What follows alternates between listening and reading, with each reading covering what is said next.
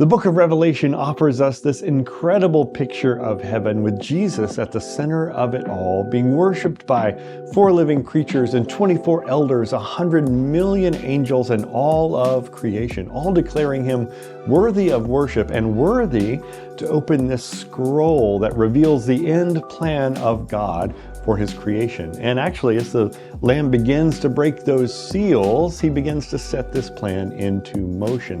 That's what we read about this week at church as we got into chapters 6 and 7 of Revelation. The first 4 seals unleashed 4 horsemen, the 4 horsemen of the apocalypse, representing conquest, civil war, famine, and death. And it just got worse from there, with the other seals representing this dramatic picture of creation coming apart at its seams under the judgment and wrath of God. And John said in verse 15, "Then the kings of the earth, the princes, the generals, the rich, the mighty, and everyone else, both slave and free, hid in caves and among the rocks of the mountains." In the day of reckoning, the rich realized their money could not buy their way out of this, and the mighty people realized their armies could not fight their way out of this. There was no fixing this. They called to the mountains and the rocks, "Fall on us and hide us from the face of him who sits on the throne and from the wrath of the Lamb.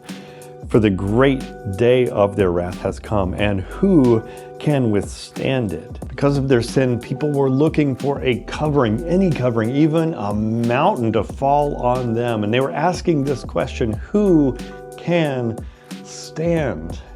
And as we get into chapter 7 now, we begin to see the answer. John says, "After this I looked, and there was before me a great multitude. They've washed their robes and made them white in the blood of the Lamb." According to John, there are people who can stand on that day. And who are those people? Are they the ones who have worked harder and said all the right things and done all the rituals? No. They are the people who've been forgiven by the free grace of God, who've been washed in the blood of the Lamb, who've trusted in him to pay the debt that they owed God, the sin debt. That debt being death. Jesus' death in their place. We read this even more clearly in one of John's other books, the Gospel according to John, where he says this, "Whoever believes in the Son has eternal life, but whoever rejects the Son will not see life, for God's wrath remains on them."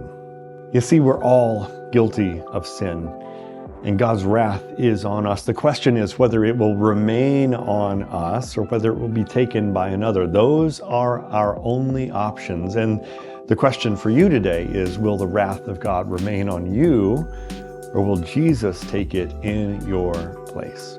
Well, chapters 6 and 7, these are difficult chapters and maybe difficult to understand, but we put these words around them this Sunday that I think are a helpful summary. It's simply this: we should expect tribulations, expect suffering, expect trials in this life. But as Christians, because of Jesus, we also should expect to overcome.